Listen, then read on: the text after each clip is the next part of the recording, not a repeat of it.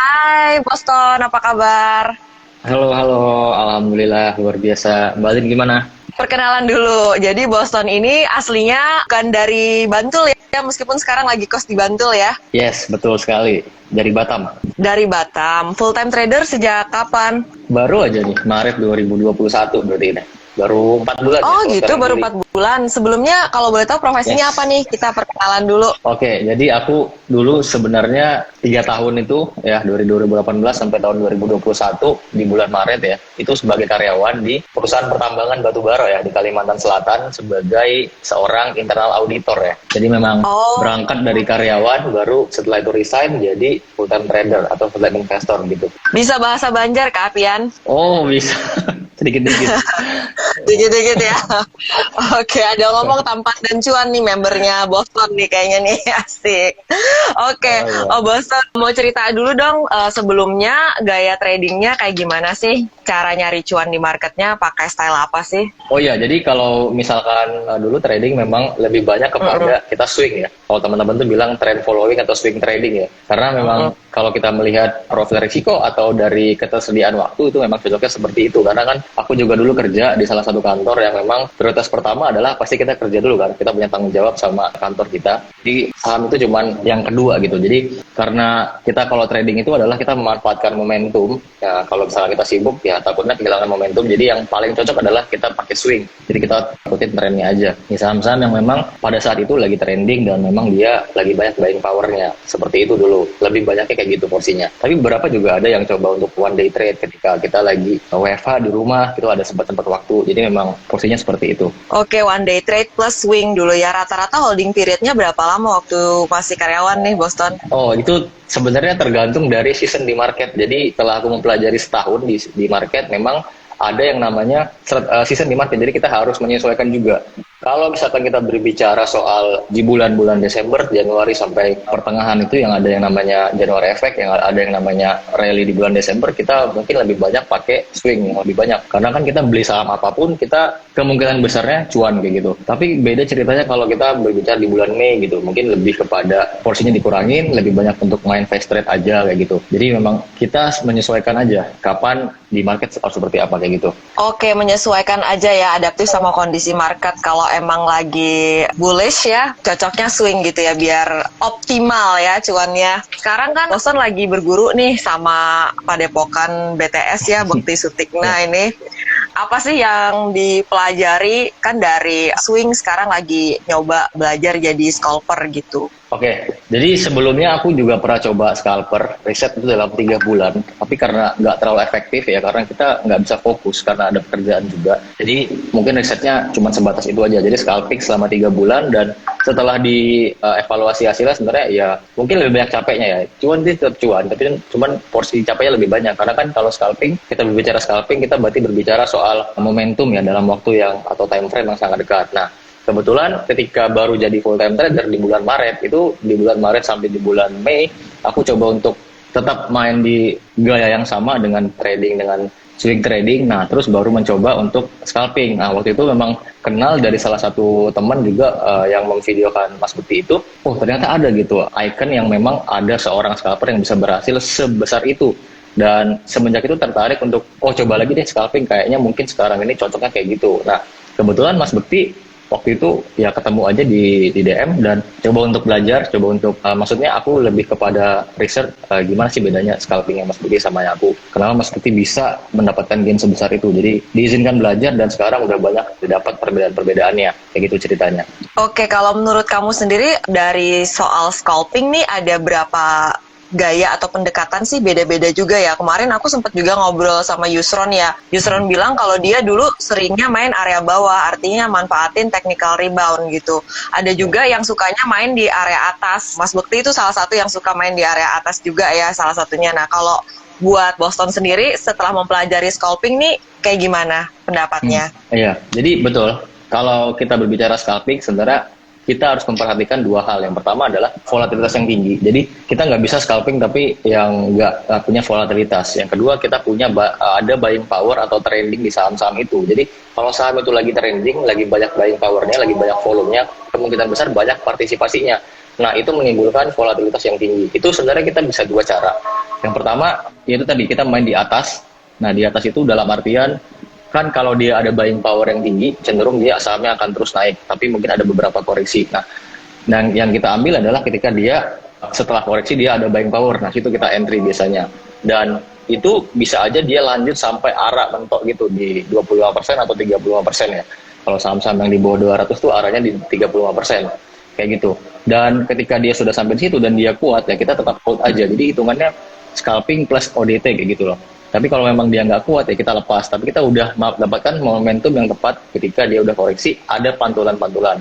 Nah itu yang pertama. Yang kedua bisa juga kalau yang kata kayak Mas Yusron itu berbicara soal kita beli di technical rebound. Jadi ada yang namanya dead cat bounce ya. Jadi ketika ada satu panic selling yang luar biasa yang membuat harga saham itu turun, mungkin grafiknya itu atau chartnya mungkin kayak 90 derajat turun gini atau 85 derajat, sangat tajam gitu ya kayak membentuk garis itu kita bisa melihat langsung di order book atau running trade, di order book ya. Kita lihat dan kita bisa tahu kapan kita harus entry, kita pakai fast order. Jadi memang buy momentum banget. Dan itu dilakukan kalau untuk orang-orang yang memang jago ya, istilahnya nangkap pisau jatuh dan dia udah punya pengalaman. Tapi kalau yang lebih muda sekarang yang aku pelajari, lebih banyak kepada main di atas. Karena kan kita melihat buying power aja, dan ketika ada buying power terus-menerus, kita bisa lihat di dalam detail, dan dia sampai arah, nah itu lebih menarik lagi kayak gitu. Oke, mungkin banyak nih orang-orang di belakangan ini yang tertarik dengan scalping karena mungkin juga marketnya masih konsolidasi juga ya.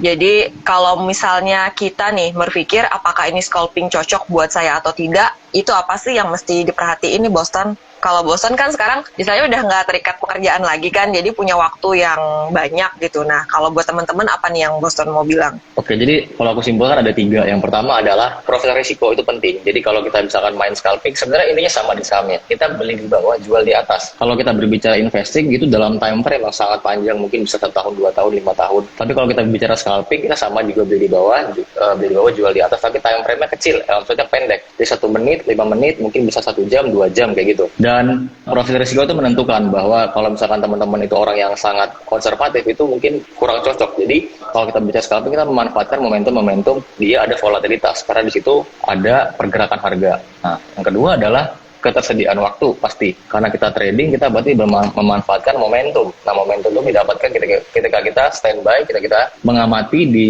setup kita trading dan kita bisa mengeksekusinya dengan enteng gitu.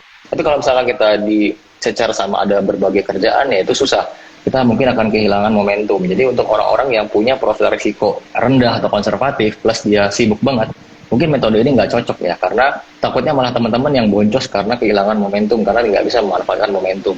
Yang kedua adalah kita berbicara soal modal, karena memang kalau secara psikologis untuk scalping ini lebih cocok kita pakai modal yang cukup besar, maksudnya tapi nggak terlalu besar.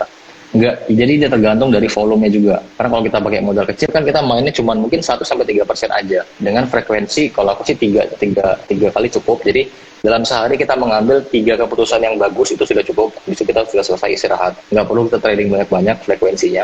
Nah, kalau misalnya kita pakai modal kecil itu mungkin nggak berasa ya. Jadi kayak lebih banyak capeknya. Karena kita kan kalau trading scalping ini kita melihat monitor gitu kan.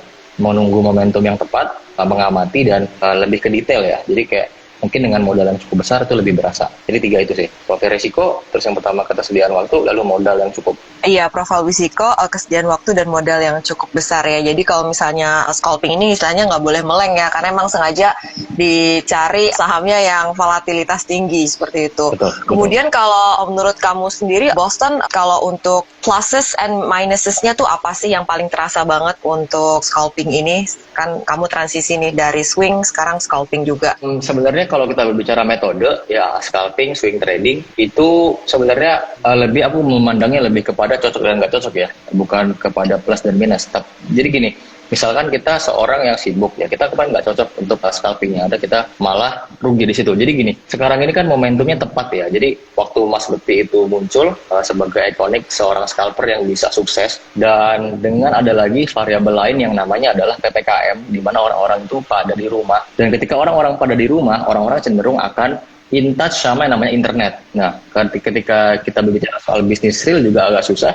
Jadi uang itu mungkin banyak masuk ke dalam pasar saham, sehingga momentum itu membuat scalping menjadi hype yang cukup meriah gitu diperlakukan dan trending juga di beberapa hari belakangan ini. Tapi buat teman-teman yang memang jadinya ada ketersediaan waktu, tapi memang teman-teman belum pernah mencoba scalping, ya teman-teman harus coba belajar dulu. Jadi adaptasi dulu, karena ini kalau kita berbicara scalping kita harus cepat, kita harus punya eksekusi yang pengambil keputusan yang cepat. Jadi kalau teman-teman belum punya itu, ya kerugiannya adalah teman-teman bisa boncos. Nah, makanya coba untuk modal-modal kecil. Kalau memang teman-teman di rumah punya banyak waktu, belajar dulu kayak gitu. Jadi ini sebenarnya masalahnya bukan lebih dan kurang, tapi menurutku lebih ke cocok dan nggak cocok. Ya. Jadi dilihat untuk situasi masing-masing lebih cocok yang mana. Seperti itu tadi yang mau di-highlight dari Boston, bahwa memang kalau untuk scalping ini modal yang cukup besar itu diperlukan, karena kan ngambil cuannya 1-3%, jadi biar berasa gitu. Tapi kalau dalam tahapan masih belajar, pakai uang kecil aja tadi kata Boston kan, karena namanya juga masih belajar gitu. Yeah. Oke, jangan sampai modalnya habis tengah jalan, pinter scalpingnya belum gitu ya.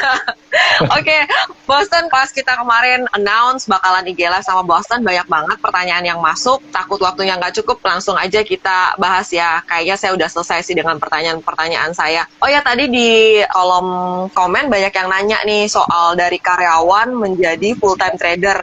Mungkin kalau buat Boston sendiri bisa diceritain dari sisi persiapan financial planningnya ya, Boston. Oke, jadi teman-teman perlu tahu kalau aku start dari nol. Jadi kuliah itu sama sekali nggak punya tabungan. Jadi mulai saham itu ketika kerja di tahun 2018. Baru kenal juga di situ sama teman-teman, karena dulu aku di divisi internal audit. Jadi teman-teman yang lain itu pada main saham. Istilahnya kayak mereka investasi. Jadi dikenalin. Dan ketika aku belajar, mereka suruh untuk belajar dari Lo Keng Hong karena backgroundnya memang investasi. Tapi ada hal lain yang menarik. Di situ ada yang namanya trading. Kita bisa mengambil cuan atau peluang di sana karena memang pasar modal waktu itu sangat-sangat enak 2018. Jadi dengan adanya itu, jadi aku merencanakan sesuatu yang besar dalam artian, oke, kalau di tambang itu karena aku kerja di pelosok dan itu mungkin setiap 8 minggu baru cuti 2 minggu. Jadi aku ngerasa kayak ini kayaknya aku nggak bisa lama di sini. Karena kalau misalkan kita udah berumur, kita udah punya istri atau anak, nanti kebingungan anaknya mau sekolah di mana. Karena kan kerjanya di pelosok ya, di pertambangan, area pertambangan itu yang memang benar-benar jauh dari kota. Jadi caranya adalah kita mempersiapkan 3 hal. Yang pertama adalah dari segi ilmu dulu. Jadi selama 3 tahun kerja, juga 3 tahun belajar, juga mempersiapkan finansialnya. Dan nabungnya ini memang aku agak sedikit lebih banyak ya dari biasanya yang orang-orang rekomendasikan. Kalau misalkan kita berbicara soal nabung ala Likasing itu cuma 25% aja porsi untuk investasi, tapi aku sampai 70% gitu. Jadi hampir 70% itu aku masukkan semua ke RDN setiap bulan selama 3 tahun. Sehingga terkumpul dana sampai 300 juta ketika aku pensiun. Maksudnya ketika aku resign dari kantor ya. Yang lebih penting dari 2 itu adalah selain dari ilmu dan modal adalah mental. Karena teman-teman perlu tahu bahwa untuk menjadi full-time trader itu teman-teman bisa untung, bisa rugi. Karena berbicara soal trading, yang mana kita menghitungnya atau mengkalkulasinya seperti potensi atau peluang. Jadi kan di pasar saham itu tidak ada yang pasti, jadi kita mencari yang mungkin lebih banyak peluang yang menang, jadi kita mungkin bisa kalah, bisa menang. Jadi soal mental juga perlu, karena kalau aku jujur, kalau misalkan kerja di pertambangan itu memang benar zona nyaman, jadi semuanya udah ditanggung, cuman kalau dalam long term itu mungkin enggak. Nah, kebetulan juga aku juga suka sama yang namanya dunia capital market, jadi memang setiap hari itu belajar 5 jam sehari selama 3 tahun, jadi memang ketika memutuskan untuk resign, jadi udah benar-benar yakin dan pede. Dan kalau misalkan teman-teman mau seperti itu, ya teman-teman pastikan 3 hal itu ya. Yang pertama modal, kalau aku sih kalau mau di benchmark, aku 300 juta dulu di tahun 2021, terus ilmu juga teman-teman harus belajar semuanya, dan mental ya, yang paling penting mental sih, karena kalau nggak kuat mental sih itu bisa kacau ya gitu. Oke, ini pada komentar katanya resistnya 615 udah breakout ya. Ayo dong all time high. Tadi ada yang nanya nih dari Furaut di kolom komen, modal minimal berapa? Kemudian dari Aji Salch itu nambahin kalau pakai uang kecil nanti boncos fee-nya, Bang. Komentarnya dong. Untuk scalping ya. Jadi iya. Waktu itu gini ya, aku waktu ngeliat videonya Mas Bekti, videonya Aldo yang berbicara tentang Mas Bekti. Mas Bekti itu kan di situ bilang kalau dia bisa merubah uang dari 222 juta menjadi 14 miliar dalam 6 bulan ya. Waktu itu time frame-nya adalah bulan Agustus sampai Februari gitu. Jadi pas aku datang ke sini, aku juga pengen mulai dengan modal yang sama, 222 juta, dan kalau bisa sih time frame yang sama nanti. Jadi jadinya berapa gitu? Apakah bisa seperti Mas Bekti, dan kalau nggak bisa bedanya di mana? Jadi mungkin lebih kepada research project juga, pengen membandingkan, dan kalau misalkan nggak sampai pun kita bisa evaluasi. Ya cuan itu penting benar. Dan tapi aku mungkin fokusnya lebih ke situ ya, lebih ke riset, karena kita berpikir secara long term gitu. Kalau kita bisa belajar ilmunya, nanti kita bisa lakukan lagi di kemudian hari. Aku waktu itu Oke. 222 juta. Oke, research dan juga challenge ya. Gitu dia.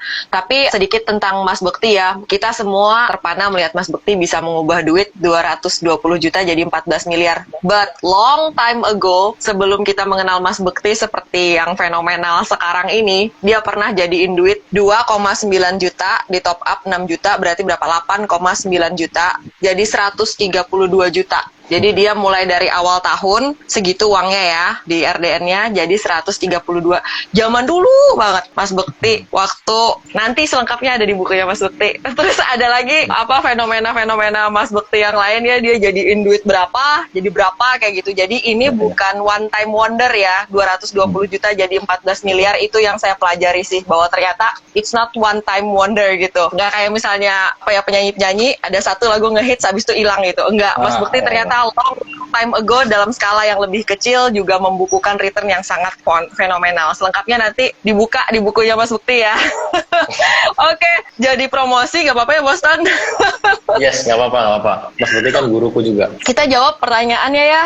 Kenapa Bang Boston mau beralih dari zona nyamannya swing ke scalping? Oke, jadi sebenarnya bukan zona nyamanku di swing, tapi karena keadaan waktu itu memang aku bisa cuma swing. Karena kan kita kerja ya di kantor yang mungkin di jam 9 pagi itu ada rapat, mungkin di jam 9 pagi ada kerjaan yang sangat urgent. Jadi prioritas pertamanya adalah kerjaan dulu, bukan trading. Jadi kalau kita maksain untuk scalping atau ODT itu malah jadi takutnya ketinggalan momen dan malah jadi boncos. Jadi itu adalah cara-cara kita untuk menyesuaikan diri dengan pekerjaan kita dengan waktu yang kita punya. Nah, kebetulan ketika di Maret 2021 aku kan udah jadi seorang yang full time trader, artinya bisa benar-benar fokus. Nah, dan waktu itu ada momen juga ya, tahu videonya Mas Bekti kayak gitu, oh ini adalah peluang. Karena dulu aku pernah melakukan hal ini pada 2019, menjadi seorang scalping selama 3 bulan dalam riset itu. Dan pengen tahu juga apa yang dilakukan Mas Bekti, kenapa bisa seperti itu. Dan ya udah, pas belajar sih emang kayaknya ini cocok ya untuk seorang full time trader, karena kan kita punya banyak waktu, kita punya, ya aku sendiri punya cukup bekal seperti itu. Jadi mungkin akan lebih banyak ke scalping, tapi nggak menutup kemungkinan juga akan swing kalau marketnya ya lagi bullish. Karena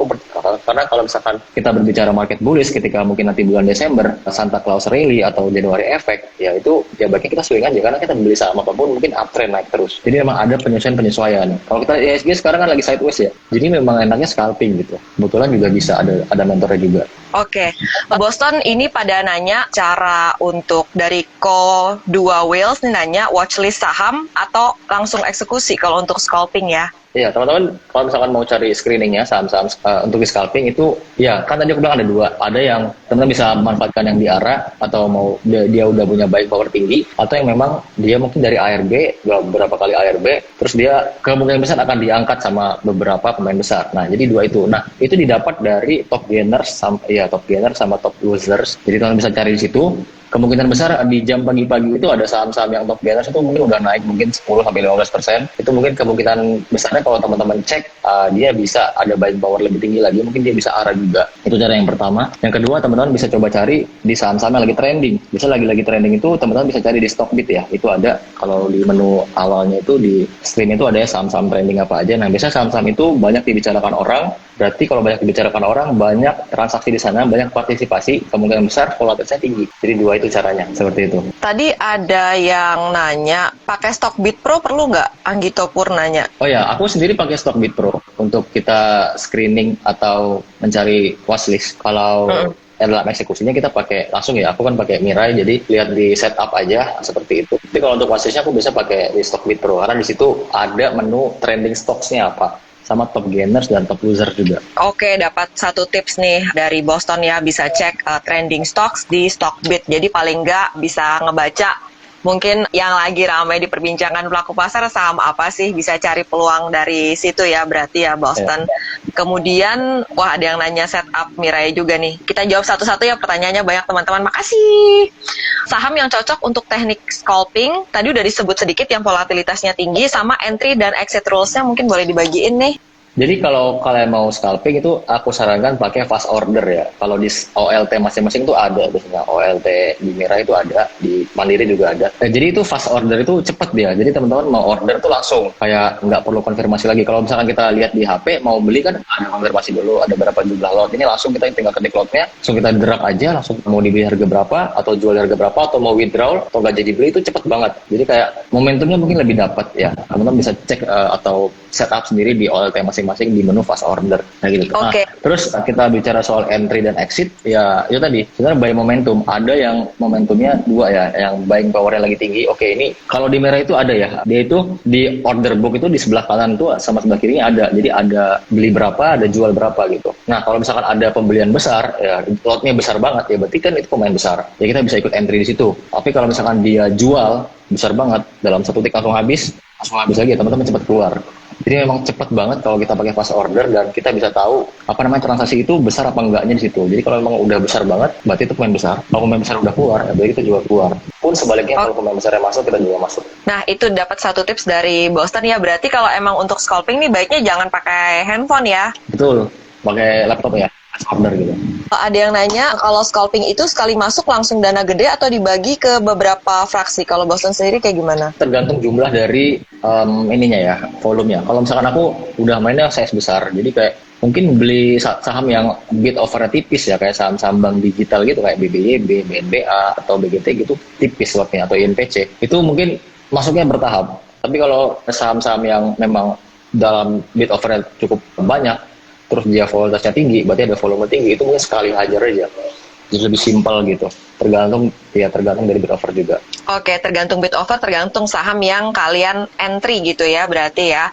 Oke, tadi ada yang nanya untuk profit sama loss-nya. Kalau untuk Boston sendiri, panduannya apa rules-nya? Misalnya ngambil take profit-nya, rata-rata nih, kita bicara rata-rata ya, berapa? Terus kalau misalnya turun, dibuang berapa? Jadi sebenarnya aku udah cerita kalau aku berhasil merubah dari 220 juta jadi 440, jadi kayak 100% return. Dan kalau dibedah lagi memang porsi paling banyaknya adalah bermain di saham-saham yang ARA seperti itu. Nah, jadi mungkin scalping cuma 10-20% aja. Nah, jadi kalau misalkan take profit di saham-saham yang ARA itu ya, teman-teman harus perhatikan buying powernya siapa. Itu aku biasanya pakai menu tambahan selain dan detail sama order book, juga pakai tambahan menu broker summary. Di dan detail itu juga ada ya, siapa beli apa di harga berapa banyak. Let's say itu nanti ketahuan di broker summary, misalkan broker, let's say misalkan broker YP atau broker MG gitu. Beli di banyak banget di harga sekian misalkan. Berarti kalau dia udah beli banyak, berarti kita bisa ikut. Kayak gitu sih. Jadi memang lebih kepada take profitnya aku bisa ngikutin dari bandarnya juga. Kalau dia keluar ya, kita juga keluar. Jadi nggak ada patokan berapa persen. Kalau untuk cut loss, untuk untuk profit juga. Jadi benar-benar kadang nggak ngikutin si pemain besar. Biar lebih rasional aja gitu. Kalau dia keluar, kita keluar. Meskipun target kita masih di atas gitu. Oh iya, karena kan scalping ini kan mereka kan nggak meleng ya, namanya scalper ya, mantau terus ya. Kalau misalnya ada aksi pembuangan massal ya udah mereka juga banting kiri ya. Jadi jangan sampai mereka ketinggalan di situ gitu. Kemudian tadi ada yang nanya pengalaman loss terbesar berapa banyak? Itu banyak loh pertanyaan, penasaran kayaknya mereka ya. Kenapa ya mereka penasaran ya? Boleh diceritain bahkan? Oke, jadi teman-teman perlu ketahui kalau dalam 4 minggu aku scalping, maksudnya mencoba metode itu dengan modal ya 220 juta itu aku hampir setiap hari cut loss. Itu harus paham ya, setiap hari cut loss. Tapi cut loss-nya itu terukur dan nggak terlalu banyak. Tapi juga tiap hari cuan. Jadi teman-teman perlu tahu bahwa cut loss itu adalah kita melindungi modal. Jadi memang kalau kita main di ARA ya, ARA itu ya saham-saham naik tinggi, terus ya kita nyebutnya itu di atap genteng.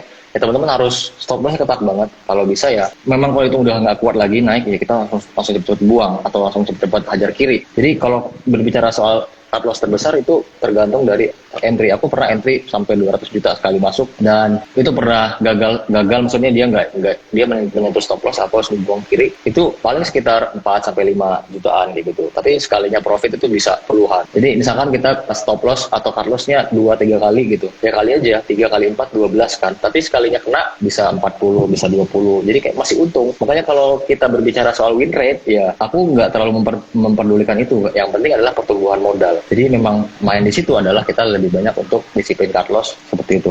Pertumbuhan modal, disiplin cut loss, jadi tidak ada profit tanpa cut loss juga ya. Perlindungan utama modal tadi itu ya untuk kita nyari uang di pasar saham. Thank you Boston, banyak banget pertanyaannya. Ayolah kita jebol nih resisten selanjutnya ya 750.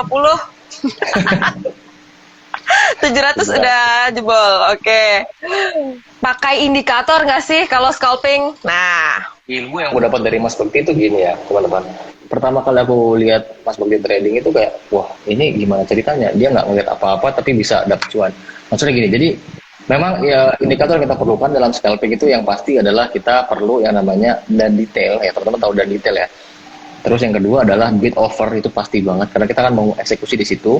Dan yang ketiga itu broker summary. Broker summary itu kita mau tahu ini siapa aja yang beli paling banyak, siapa aja yang jual paling banyak, dan berapa averaging dia, berapa banyak barang dia. Jadi cuma 3 itu aja untuk indikatornya. Seperti itu. jadi itu pengalaman berbicara ya. Oh ya, tadi berbicara soal pengalaman juga, memang aku sih merasa bahwa semakin kita lama di pasar modal, semakin kita punya jam terbang yang tinggi, itu mungkin analisanya akan semakin simple dan lebih banyak memakai pengalaman ya. Oh jadi kayak Mas Bekti, oke aku tahu nih saham berpotensi karena dulu aku pernah trading di tahun 2016 kayak gitu. Jadi itu sesuatu yang mungkin kita nggak bisa pelajari karena ya Mas Bekti 2016 sudah trading, aku belum. Jadi ya udah, dan dia analisanya seperti itu. Jadi udah tahu karakteristik dari sahamnya. Makanya kalau scalping sendiri aku rasa sih kita lebih banyak tuh praktek dan memperbanyak jam terbang. Kalau memang teman-teman itu mau jadi seorang scalper ya. Oke, ini ada yang cantik nanya nih, Helena Marcella, apa goals Bang Boston selanjutnya setelah profit 100% kemarin ya, dari 220 juta berhasil jadi 440 apa 450 tadi Boston? 450 sekian lah. Oke, jadi sebenarnya itu goalsnya sih sebenarnya ya pertama pengen menumbuhkan aset yang lebih banyak lagi dengan cara itu ya, lebih sering tradingnya pakai modal lebih besar. Nanti juga pengen ikut ya trading competition juga di Mirai itu ada nanti sekitar bulan Agustus ya. Jadi pengen juga bikin sejarah kayak Mas Bekti gitu loh. Dan sekarang itu makanya lebih banyak untuk latihan dan fokusnya memang itu dulu sih, ikut trading competition. Jadi lebih banyak belajar. Tapi kalau dalam soal goals, menumbuhkan aset itu mungkin aku bisa lakukan itu nanti setelah trading competition. Tapi yang penting adalah sekarang fokusnya adalah ilmu dulu. Jadi selagi masih di sini, selagi ada kesempatan di sini, ya gali terus gitu apa yang Mas Bekti ada punya gitu. Cara timing yang benar saat scalping supaya nggak keguyur bandar gimana Kak? Oh iya itu tadi, teman-teman pertama pastikan bagaimana fast order. Jadi kalau misalkan bandar mau guyur itu kita bisa tahu di situ. Oh ini ada jumlah besar banget lot yang dihajar ke kiri. Jadi teman-teman langsung cabut aja antriannya ketika udah itu ya. Tapi kalau misalkan emang udah kejual, maksudnya antrian teman-teman udah dibeli, diguyur, teman-teman langsung siap-siap langsung open sell. Ya kan tahu mau diguyur daripada makin dalam, lebih baik cut loss tapi nggak terlalu banyak. Dan memang kalau resiko terbesar dari seorang scalper ya kena guyur itu sih. Dan kurasa menghindarinya ya mungkin kita bisa menghindari itu baik kita ngelihat dari kriteria sahamnya, karakteristik juga. Ada saham-saham yang memang kasar banget ya, pemain besarnya kayak bikin dia udah naik dihajar ke bawah, ada yang kayak gitu. Dan kalau misalkan teman-teman lihat track record seperti itu, teman-teman tinggalin aja, mending nggak usah. Ada juga yang memang dia enak tuh diikutin saham-sahamnya gitu loh. Nah yang kayak gitu tuh biasanya kita coba untuk lebih atensi di situ, lebih ngasih potensi modal yang banyak ke situ. Jadi teman-teman pertama lihat juga karakteristik dari sahamnya ya. Oke, semoga itu membantu ya jawaban dari Boston ya. Boston, ini ada yang nanya, idealnya belajar saham itu berapa tahun sih sampai bisa profit konsisten? Oke, kalau aku sendiri memang teman-teman pertama harus stay in long term view juga karena kebetulan aku adalah orang yang sangat suka sekali dengan pasar modal. Jadi aku rasa kayaknya aku bakal lama banget di sini, mungkin bakal seumur hidup gitu di sini. Jadi kalau misalkan kita ukur, let's say misalkan 10 tahun time frame kita di pasar saham ya, teman-teman mau trading 10 tahun ya, itu sebenarnya adalah hal yang bagus, adalah hal yang bijak kalau teman-teman tuh habiskan 2 tahun pertama itu untuk belajar. Jadi dalam artian mungkin di dalam 2 tahun itu teman-teman bisa rugi, bisa untung, tapi itu bukanlah problem. Yang penting adalah teman-teman kapasitas dirinya bertambah, terus jam terbangnya bertambah, pengalamannya bertambah. Jadi di tahun pertama coba untuk belajar mengenai season di market ya, itu paling penting.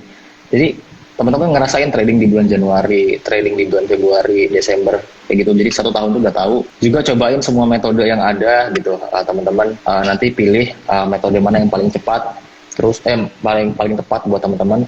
Lalu juga teman-teman nanti selain itu metode ya. Jadi pakai apa? Pakai dermologi kah? Atau pakai teknikal atau pakai fundamental? Apa mungkin di mix semuanya? atau mungkin pakai bid over analysis atau foreign flow atau seperti apa, itu juga teman-teman nanti akan dapat gitu racikan-racikan sendiri, dan itu didapat di 2 tahun pertama sih kalau menurutku. Nanti di tahun ketiga ya baru teman-teman panen, dalam artian bisa profitnya secara stabil ya, bukan konsisten. Stabil dalam artian mungkin bisa loss, bisa rugi, bisa loss, bisa untung. Tapi in the end dalam long term teman-teman tetap tumbuh gitu portofolionya. Ada beberapa pertanyaan yang senada kita bahas bersama ya dari Septian. Kalau scalping nih fokus ke satu saham aja. Kemudian Margata juga senada nih, kalau scalping sehari bisa pantau berapa saham? Bisa diceritain mungkin gimana itu kalau sepanjang hari misalnya nih scalping? Scalping itu mungkin lebih banyak aku lebih ke saham-saham yang punya buying power tinggi. Bahkan kalau bisa sampai sahamnya ARA gitu. Di closingnya ARA. Jadi kalau di saham ARA sebenarnya lebih enak maksimal kita pegang 2 aja. Tapi kalau bisa 1 aja sih, lebih fokus lagi. Karena kan kita ngelihat running trade itu ketika pagi besoknya dia ada yang namanya open gap ya pagi-pagi. Itu kita bisa manfaatkan itu. Dan kalau wasit sendiri ya paling lihat dari top gainer aja, mana-mana aja top gainer yang berpotensi, dan kita lihat satu-satu karakteristiknya seperti apa, terus bandernya kemana gimana. Jadi ada saham-saham yang memang dia top gainers tapi kita nggak ambil karena secara karakteristik itu kita tahu bahwa ini sahamnya pertama nggak ada story-nya, itu berbahaya juga. Dan yang kedua cara mainnya itu agak kasar, dalam artian dia main banting terus dinaikin lagi, itu benar-benar bisa bikin kena mental gitu. Jadi lebih baik dihindari. Ya kalau sih mungkin sekitar ya top gainer itu kita lihat semua. Dan ya 4-5 aja gitu. Saya sambil screeningin pertanyaan di kolom komen ya. Itu tadi udah terjawab ya. Tapi kalau misalnya nambahin jawaban ya, ini kan gara-gara saya interview Mas Bekti jadi tahu kadang-kadang pemikirannya Mas Bekti ya. Kalau di Mas Bekti itu sendiri, kalau misalnya ada satu saham yang benar-benar kayak tadi Bosen bilang, dia kuat banget, buying powernya manggung banget, dia bisa sehari itu ya satu saham itu aja yang dipantau, tapi bolak-balik masuk berapa kali. Tapi kalau misalnya saham itu satu udah selesai, udah take profit, udah cuan bungkus, bisa lagi cari saham yang lain lagi, tapi nggak akan dipaksain masuk ya. Jadi kalau tunggu sampai kayaknya oke, mantep nih kayaknya buying powernya emang kuat gitu ya, baru masuk. Jadi scalping itu dulu saya kalau sebelum nanya secara detail tuh saya pikir namanya scalping tuh asal transaksinya banyak aja sering gitu. Enggak, ternyata ya itu mereka tuh kadang-kadang lama mantaunya ya, eksekusi sebentar, mantaunya eksekusinya cepat, mantaunya yang lama. Bener gak sih Boston? Jadi karena kan kalau scalping itu kita lebih baik standby cash, maksudnya lebih baik kita pegang uang cash yang banyak. Dalam arti itu adalah peluru kita, dan kita tunggu momentum yang tepat, dan ketika ada momentum kita langsung tembak. Daripada kita asal-asal beli malah jadi nggak fokus, kita malah pegang saham banyak, kita malah nggak kepantau, itu makanya itu dihindari. Jadi scalping itu memang lebih baik kita standby cash yang banyak dan lebih banyak nunggu, dan masuknya itu benar-benar ketika ada momentum yang tepat. Makanya dalam sehari itu aku rasa kayak kalau kita udah bikin 1 atau 2 keputusan yang bagus, itu cukup sebenarnya. Atau 3 maksimal ya. Karena ya 3 aja cukup, nggak usah banyak-banyak, karena pusing juga nanti gitu. Biasanya kita kalau udah selesai 3 atau 2, ya udah bisa tidur gitu, pulang. Karena nggak ada lagi kan yang lagi. Boston tadi yang nanya untuk cut loss nih auto sell atau gimana? Banting kiri atau auto sell kalau scalping? Langsung banting aja kiri. Jadi kan itu, makanya kalau menu fast order itu kita bisa tinggal gerak aja ke bawah, jadi kayak cepet, nggak perlu yang kayak entry lot-nya. Jadi entry lot udah kita siapin, ya diantriin, dijual di mana. Kalau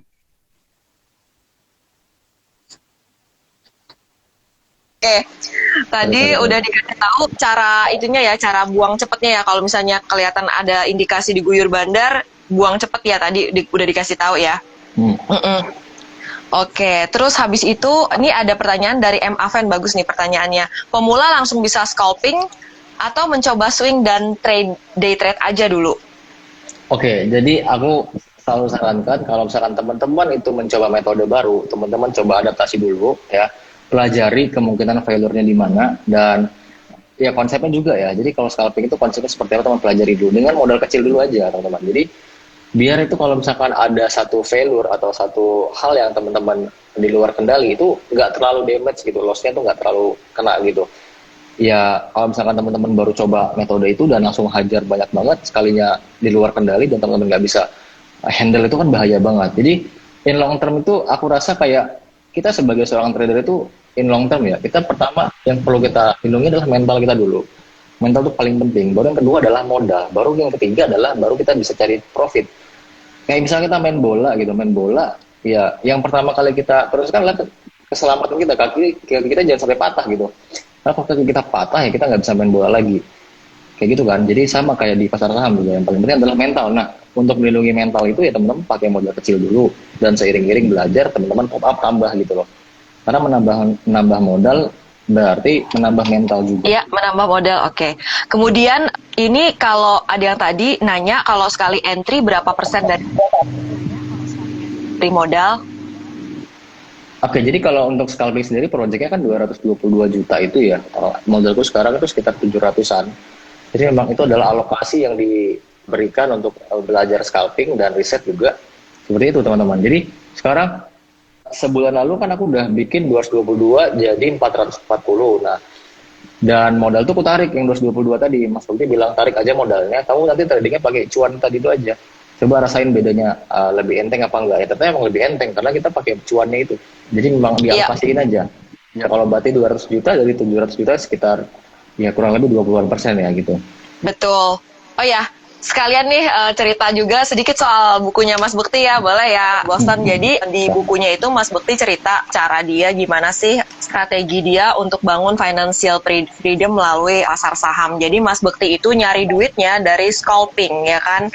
Begitu udah cuan, dia amanin, dia tarik cuannya, dia mainin dari sisa anak modalnya ini. Jadi kalau Mas Bukti nih bukan main ya, trading saham sekarang sampai miliaran, itu udah kayak anak cucu cicitnya duit dia awal gitu loh.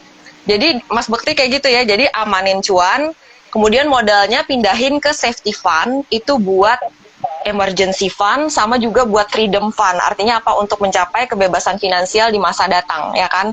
Biar dia nggak harus kerja, bisa dapat passive income. Dia bangun safety fund, jadi nyari duit dari scalping, profitnya secara rutin ditarik untuk ngebangun.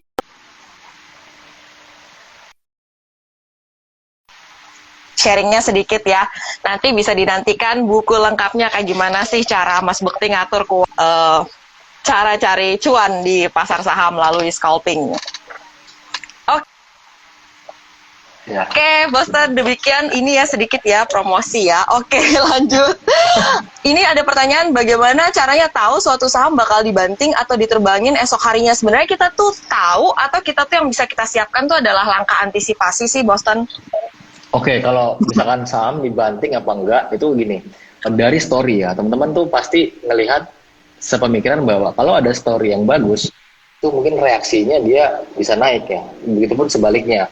Apalagi gini, misalkan teman-teman ngelihat ada saham yang terbang ya, kayak misalkan gudang garam gitu ya kemarin, yang terbang karena dia itu ada rumor bahwa dia mungkin dibeli sama Japan Tobacco gitu, diakuisisi. Oke, dia naik karena hal itu kan, karena orang-orang tuh mau beli karena ada rumor itu. Tapi ternyata rumor itu ada berita keluar bahwa rumor itu salah. Itu kemungkinan besar akan dibanting ya kayak gitu. Karena ya saham itu naik karena rumor itu dan ternyata rumor itu nggak ada, maksudnya hoax gitu. Jadi memang kita tahu bisa akan dibanting dan semua orang akan berpikir seperti itu, akan jual sahamnya di waktu yang sama. Nah, kalau saham mau terbang juga sama ya. Jadi memang based on rumor, terus memang ketika ada news yang keluar dia konfirmasi ya udah gitu langsung terbang. Dan sebenarnya teman-teman perlu ketahui bahwa itu adalah hal yang sering terjadi, tapi nggak selalu seperti itu ya. News bagus nggak selalu sahamnya terbang. Yang penting itu sebenarnya bukan newsnya atau berita ya, tapi reaksinya ya, itu yang paling penting. Jadi teman-teman harus bedakan news sama reaksi, bahwa semua orang tuh berpikir bahwa news itu selalu sejalan sama reaksi, tapi nggak gitu juga. Jadi teman-teman lihat reaksinya dari ya itu tadi, dari transaksinya, mereka apa respon marketnya seperti apa. Oke, Boston tadi ada yang nanya dari James, biasanya Bang Boston kumpulin barang sore sebelum pasar tutup atau pagi-pagi? Oh, itu kalau sekarang scalping ya gitu sih. Jadi memang lebih enak tuh kalau kita beli di sore ya, karena kalau dulu aku ngelihat kalau di sore itu secara broker summary dia udah fix, dalam artinya kita tahu ini pemain besarnya siapa yang beli di harga berapa banyak. Tapi kalau di pagi-pagi mungkin dia bisa aja paginya akumulasi, sorenya dia bisa banting distribusi kayak gitu. Jadi sekarang memang tergantung dari buying powernya, tergantung dari story-nya. Aku lebih banyak kalau beli saham scalping di pagi-pagi ya, maksudnya di jam-jam 10-11. Di sesi 2 juga beli juga sih. Jadi nggak nentu, jadi nggak harus pagi nggak harus sore gitu. Oke, nggak ada spesifik yang kayak gitu ya. Kemudian ada yang nanya nih, kalau market maker naikin harga, kita takutnya ketinggalan, bagusnya kita entry apa enggak? Jadi mungkin ini terkait dengan FOMO juga ya, atau kayak gimana nih, Boston pandangannya? Oke, kalau biasanya kalau market maker tuh mau naikin harga bisa karena sesuatu ya, nggak mungkin kalau nggak ada sesuatu, bisa rumor atau news yang mungkin mereka lebih tahu duluan dibanding kita, makanya kita mungkin telat gitu. Nah, caranya adalah kita tinggal lihat aja average-nya si pemain besar udah apa. Jadi kan dia kalau mau beli saham itu nggak mungkin di satu bid yang sama, karena kan mereka size-nya besar. Jadi mungkin mereka harus HK di bid yang atas, bid yang nomor 2, nomor 3 gitu kan. Terus ada koreksi, dia HK lagi, atau mungkin dia mau cari harga bawah, dia turunin dulu gitu. Nah, teman-teman lihat semua itu, berapa average-nya, dan kalau misalkan nggak terlalu jauh, ya nggak apa-apa, entry aja. Tapi kalau udah kayak terlalu jauh, kayaknya si bandarnya atau si pemain besarnya udah punya average di 600, let's say harga sekarang 700, itu kan udah terlalu jauh ya, itu kemungkinan besar di distribusi atau di taking profit lebih besar. Jadi teman-teman, ya berarti udah telat, jadi nggak usah dihiraukan, maksudnya dihiraukan aja. Tapi kalau masih dekat, oke, berarti ini masih oke. Apalagi kalau dapat di bawahnya gitu, di bawahnya harga market maker itu lebih oke lagi sih, lebih enteng. Oke, kita masih punya waktu 9 menit lagi. Kita akan coba jawab sebanyak-banyaknya ya. Ini ada yang nanya di kolom komen maupun juga di kolom question, bagaimana cara mengatur psikologis saat scalping agar tidak baper dengan saham? Oke, itu yang agak susah ya. Karena kalau misalkan kita berbicara soal trading itu lebih banyak porsinya tentang psikologis. Jadi memang ada dua aja sih. Yang pertama, yang bikin teman-teman itu nggak pede cuma dua. Yang pertama adalah teman-teman analisanya kurang kurang oke, sehingga teman-teman nggak yakin atau analisanya kurang, ya maksudnya nggak sesuai. Yang kedua adalah mengenai size ya, lotnya, sizing. Jadi memang ketika kita entry sangat besar sekali, yang itu di luar dari mental kita, itu mungkin kita akan cenderung lebih takut, lebih deg-degan, lebih ngerasa kayak gemetar gitu. Tapi kalau misalnya kita entry di size yang cukup dan kita punya planningnya, dan kalau misalkan dia nyentuh cut loss, kita terima loss itu dengan lapang dada, itu sebenarnya nggak ada masalah. Jadi memang semua tergantung dari analisanya. Ya kalau memang teman-teman yakin, ya pasti harusnya nggak terlalu mengganggu psikologis.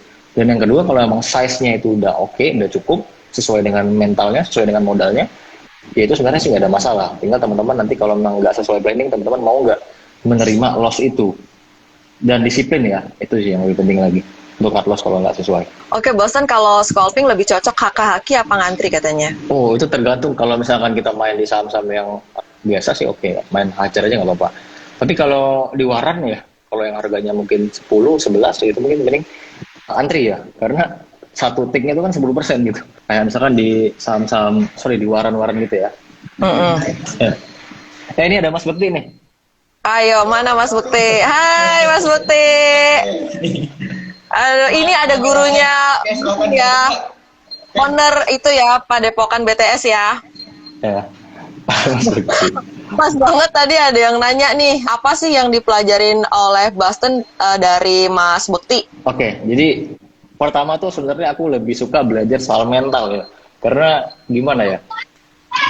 Karena yang mungkin gini, teman-teman mungkin kalau ada di grup-grup saham gitu kan mungkin bisa aja punya stock pick yang sama, terus entry yang sama, tapi pasti hasilnya beda-beda. Nah, itu pasti yang ngebedain adalah dari diri teman-teman sendiri mengenai mental tadi ya. Kalau misalkan dia dibawa ke bawah dulu, apakah teman-teman masih kuat gitu, hold. Jadi memang aku pasti tanya soal mental dulu. Dan yang kedua adalah soal loss ya. Karena kita lebih banyak belajar tuh dari kesalahan orang. Maksudnya dari kesalahan kita belajar. Jadi, oke, Mas Bukti itu berhasil, aku tahu, aku kagum dengan hal itu. Tapi ketika loss itu apa yang Mas Bukti lakukan? Jadi soal mental gitu. Dan itu sih yang ngebedain orang-orang yang sukses sama enggak. Jadi kalau misalkan soal metode itu kita bisa pelajari di manapun, kita bisa juga latih, tapi soal mental itu lebih kepada kita melihat seseorang yang udah pernah jatuh dan gimana cara dia itu bangkit. Aku sih lebih kayak gitu ya kalau Mas Bukti. Lebih ke mental sama ke mental ya, yang lebih belajar.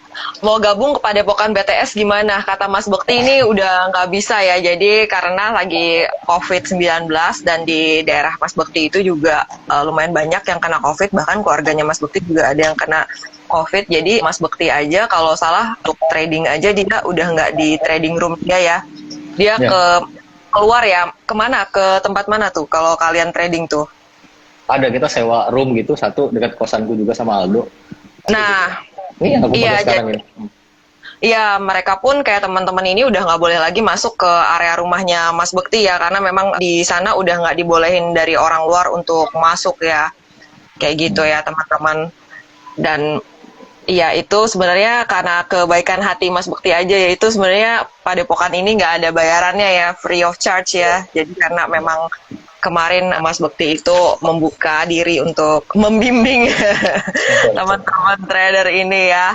Oke, Boston terakhir nih, pesan buat teman-teman yang saat ini mungkin masih berjuang di pasar saham, kadang menang, tapi mungkin kepentok-pentok loss juga. Gimana sih biar tetap semangat dan bisa membuahkan hasil dari upaya belajar dan tradingnya ini? Ya, jadi aku selalu ngasih advice yang sama karena gini, teman-teman sadari bahwa orang-orang yang sukses itu pasti dia pernah punya kejatuhan yang luar biasa, tapi dia bangkit. Jadi untuk menghindari itu teman-teman lakukan sama apa yang aku lakukan kayak gini. Jadi kita tuh di pasar saham pasti kan mungkin ada termnya lama ya 10 tahun, mungkin sesuai dengan kehidupan kita juga. Jadi memang pastiin teman-teman tuh berpikir secara long term dalam artian 2 tahun pertama itu benar-benar fokus untuk belajar aja. Dalam artian gini, biar teman-teman tuh tahu diri teman-teman seperti apa, tahu metodenya, tahu juga medan perang itu lebih penting lagi. Secara kita ngomong long term. Kebanyakan orang itu memang dia pengen instan ya, keep the process dan ketika dia kena satu anomali market langsung ya down, hancur, nggak mau trading lagi. Itu yang lebih berbahaya. Karena aku selalu berpikir bahwa yang paling penting adalah mental, yang kedua adalah modal, yang ketiga baru nanti cuannya di tangan sendiri. Jadi stay aja sama long term view, teman-teman. Pokoknya 2 tahun pertama belajar aja. Mungkin bisa untung bisa rugi, tapi itu bukan masalah. Yang penting adalah teman-teman dalam dirinya adalah teman-teman semakin tumbuh, semakin berkembang, semakin tambah banyak jam terbangnya. Nanti secara long term pasti kita menang kok. Mas Mukti juga dia, aku tanya 5 tahun pertama juga dia nggak kemana-mana, tapi di tahun ke-6 bisa terbang kayak gitu. Jadi emang semua ada prosesnya teman-teman ya, kayak gitu. Iya, Mas Bekti ya mulai trading dari 2008 dengan modal 2 digit, artinya sekitar tadi ya 2, jadi modal aslinya sih 15 tapi nggak semua dipakai buat trading ya, cuma 2,9 juta plus tadi 8 juta, jadi nggak semua dipakai, dia ada sisihin dana buat safety fund-nya dia. Nah, setelah itu 2016 menjadi miliarder pertama kali. Nah, seperti itu kira-kira ya timelinenya dari Mas Bekti. Mau tahu lengkapnya kayak gimana, nantikan bukunya Mas Bekti, judulnya The Super Scalper. Ya, Oke. betul. Teman-teman Terima lanjut kasih lah, teman-teman baca. semua. Iya, makasih Boston udah sharing. Iya, makasih, sehat selalu, sukses mengembangkan Amin. pundi-pundinya ya, Ya. berlipat-lipat.